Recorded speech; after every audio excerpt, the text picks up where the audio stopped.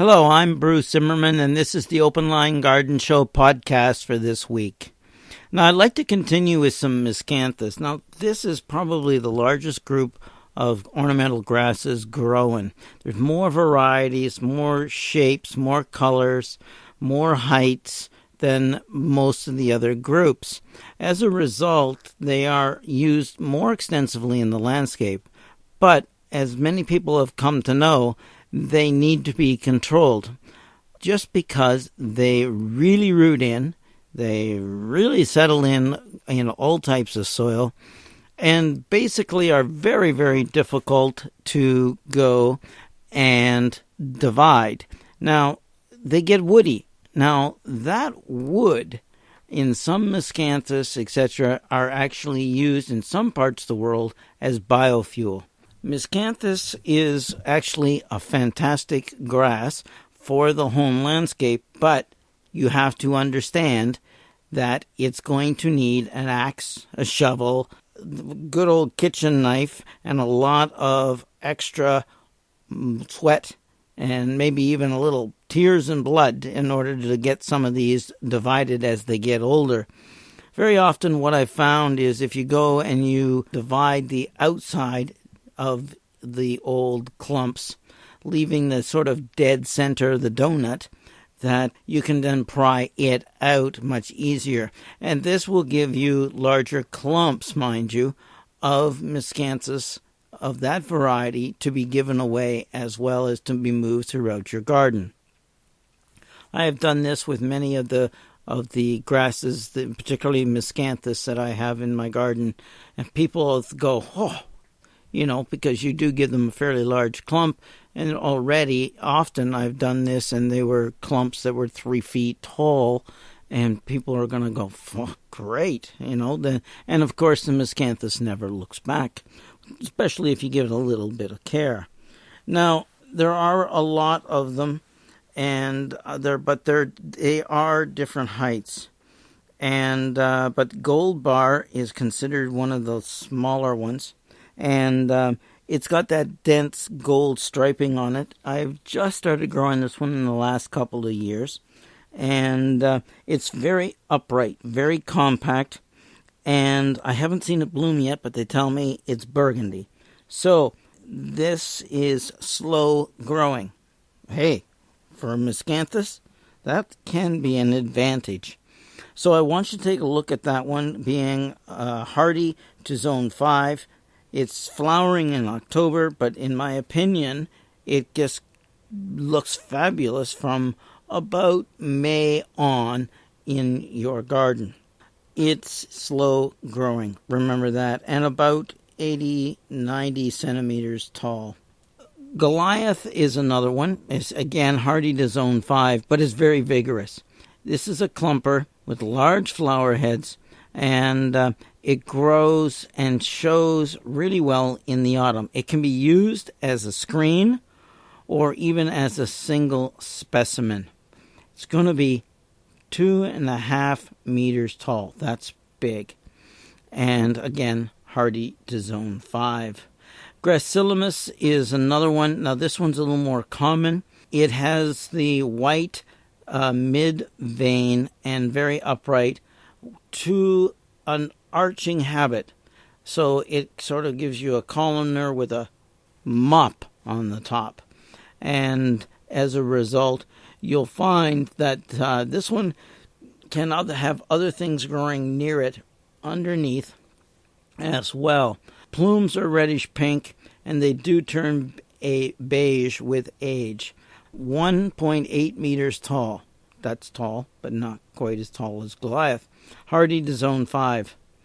Grazilla, this always reminds me of a certain Disney character, is going to be 1.5 meters tall, hardy to zone 5. Again, it's going to have that early silvery white, and the flowers are showy. They're set well above the foliage. It's best shown in groups or as a corner specimen to fill corners and as a contrast to others. Hardy to zone 5, and there are a few others here. In the Miscanthus Sinensis line, there are a lot. But Little Fountain is 1.5 meters.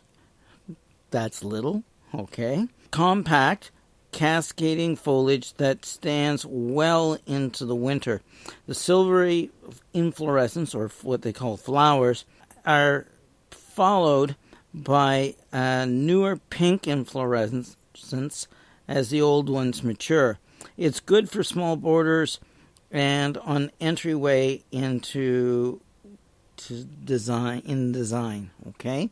So try that there for more of a compact entranceway into another room into your garden. Huron Surprise is a nice one. Its bright green leaves and silvery center produce burgundy flowers in mid-August. So it's a little earlier in its coloring flowering, which is always good. 1.2 meters tall, and again, it's going to be hardy to zone 4, so it's a little tougher. Little Kitten is one that I have not come across yet, still looking. 80 centimeters tall, hardy to zone 5, compact.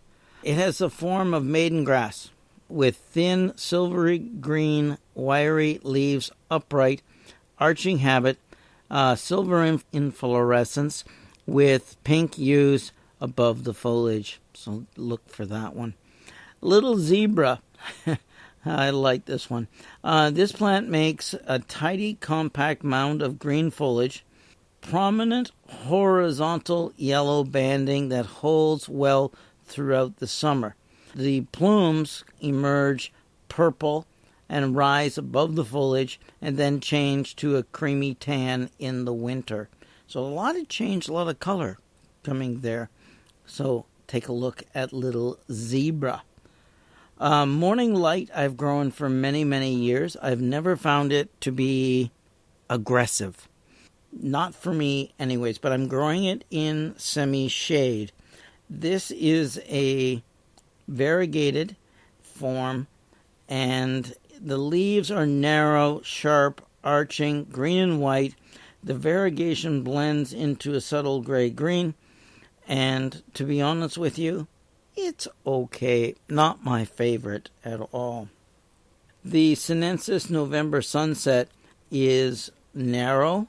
It's got crisp green leaves with a midrib that forms a bright,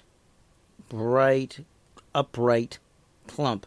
The foliage turns gold and orange after the frost going into winter, and then goes tan for the winter. The reddish flowers appear in the tassel, but above the foliage in late summer, and they turn silvery white in the fall and provide really good winter interest, which is always good. Now, there are still a lot more, and let's go and do Papyrus Sinensis. Now, this one is still a Sinensis. It's got rich green leaves. The summer foliage turns to rich shades of reddish purple in late summer. The attractive plumes are outstanding. They really are massive accents. So take a look at that one. It's purple flame grass is another common name for it. Hardy to zone 4, but it's only a meter tall. Rigoletto. This is a densely tufted, compact Miscanthus. It forms a foliage clump of narrow arching green leaves variegated with white stripes. It grows shorter and has less inclination to flop later in the season than variegatus. And it's got tiny bronze tassel-like flowers in late summer. It rises above the foliage, of course. The tassels mature to a silvery white and gradually turn to tan. Nice, right? Silver feather is a little more common, hardy to zone 4, 2 meters tall. That's big. Upright grass, narrow leaves, slender stems. Plumes are loose, silvery, and occasionally flush pink in late summer and last in through the winter. Still pretty big.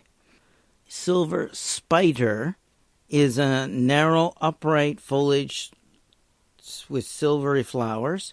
It turns bright cinnamon color in the winter and suitable for hedging, which would make an impressive hedge.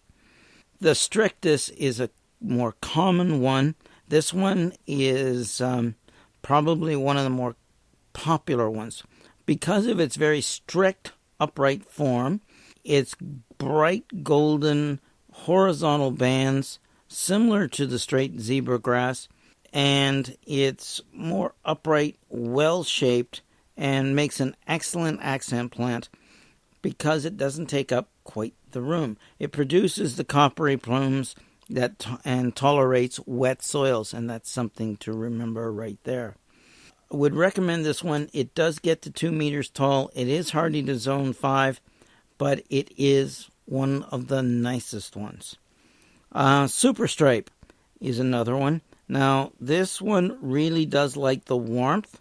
It's lush. It's got green foliage that's marked with spaced out bands of gold that are upright, arching, and on top has sort of the beige, tanny colored plumes in early fall. Its stripes are a little bit more than the species, so it's a little better. Okay, 1.5 meters tall and hardy to zone 5. We talked about some of the other grasses that were banded gold. Here's one that is, of course, striped longitudinally in white and green. It's variegatus, 2 meters tall, hardy to zone 5. It's got a sort of wide vase clump. Okay, it's the best way to describe this. The white and green are longitudinal stripes, and it's an excellent specimen. Okay, you need this one as a specimen. In groups or as a screen or by the water's edge, they do take up a fair amount of space. Probably one of my the one I like a lot, okay, is Zabrinus. Now, Miscanthus Sinensis Zabrinus is 1 3/4 meters tall, hardy to zone 5. It's got green foliage that's mottled with horizontal yellow bands and is upright in its habit. The plumes are pale yellow and they turn beige, hardy to zone 5, and again 1 3/4 meters tall. Still one of the nicest, the prettiest. Again, though, one of the tough ones to divide and get out of the ground as well.